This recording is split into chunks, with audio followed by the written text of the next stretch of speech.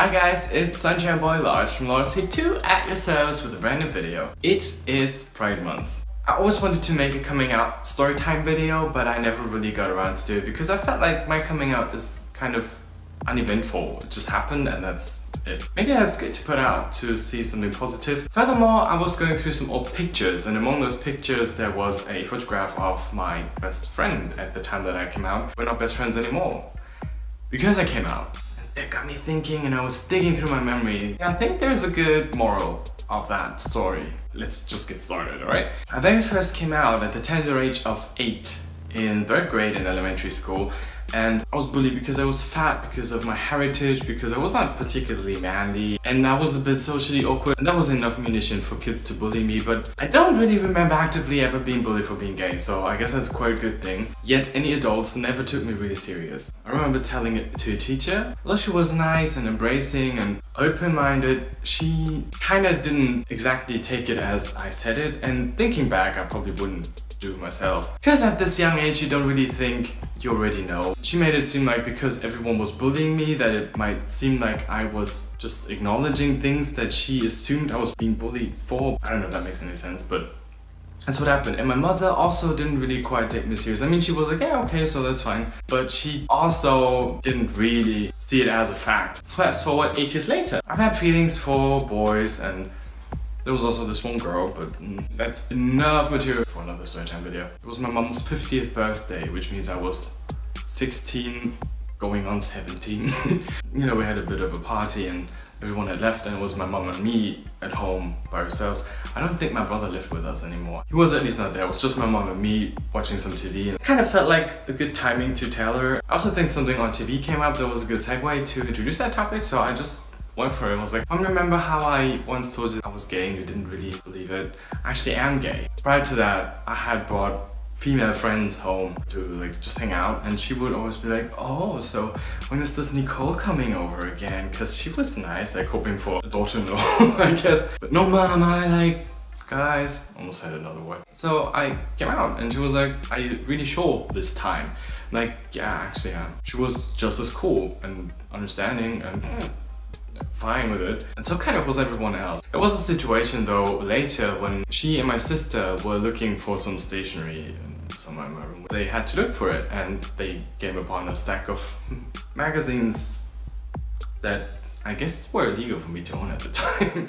Yeah, and that gave it away. She was like, oh, so he finally decided. My sister told me not too long ago that happened, and I was like, oh, okay. So coming out to my family wasn't really that impactful. You know, although it's kind of special, but it's not been made a big deal. And to most of my friends it was the same. There was this one friend in high school that was out yet too already, but still I was a bit wary of how other people would react. I didn't like blab it out, but I didn't hide it, you know, that kind of midway. If you think of stereotypes, I quite fulfilled a few of those. So at that time I was currently in the middle of befriending Julia, and the friend that knew slipped up saying something about gay porn. It's always porn that's outing me, I just realized. So Julia asked me like, what are you talking about? What's that? And I'm like, that's nothing. We had a free period, just the two of us, Julia and I, and we went to get kebab and hung out. In the late afternoon, while we were going out for kebab, she was still picking and like trying to find out more information, and I was like, no, I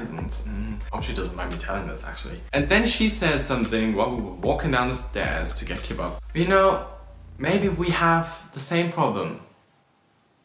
We kind of came out to each other. There was another friend though. We started high school in year 7, we were in the same class and just instantly befriended each other, and we would hang out in the afternoon, on the weekends. The Christmas break came up, we were hanging out somewhere near his hood, and it was getting late and I would go home. So he brought me to the train station and waited with me for my train, and as we were there, we were still talking. Similarly to the Julia story, I hinted at something, alluded to the fact that I am gay. He is very, very religious, strictly, which never was a problem before, but because of that, I always kind of feared him finding out. And that's why I panicked in that situation. He kind of couldn't let it go, and I was like, I'm really sorry. This is something I really cannot tell you to the face. And he's like, why don't you trust me and stuff? And I'm like, so I told him that I would send him a text message telling him. So during the ride home on the train, all I could think of was, am I sending him that text message or not? At home, it didn't leave my mind. Ultimately, I did send him that text.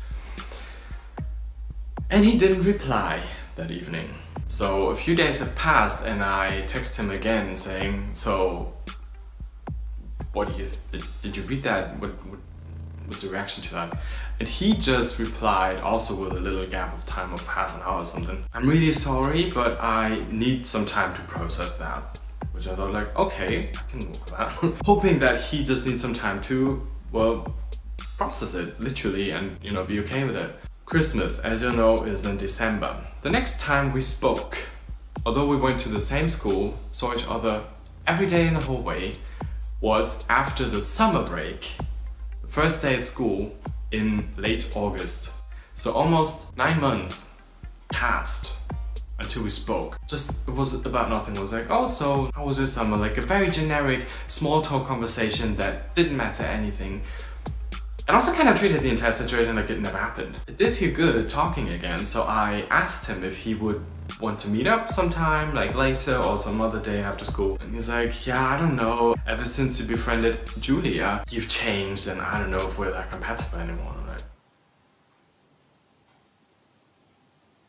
I never thought about it that way, but in the sense that I lost this one friend that was so close to me. Because of coming out, I also gained at the same time this other new best friend who still to this day is one of my best friends and most likely will always be. Tyler Oakley had Gus Kentworthy on a video recently where they were talking about coming out. They were mentioning that you gain this whole community of other LGBTQ plus alphabet people that are there for you, that love you, that embrace you for who you are and what you are. In most cases, and you know, hopes up that that's a trend that's continuing, your family will also not judge you and your family will be cool with it and your family will still love you just the same, maybe even more, because now they know part of who you are and understand you a lot better. In some cases it might be that your parents don't understand because they've never been really faced with anything like that before, or they have old school views and it's a bit difficult for them to wrap their head around.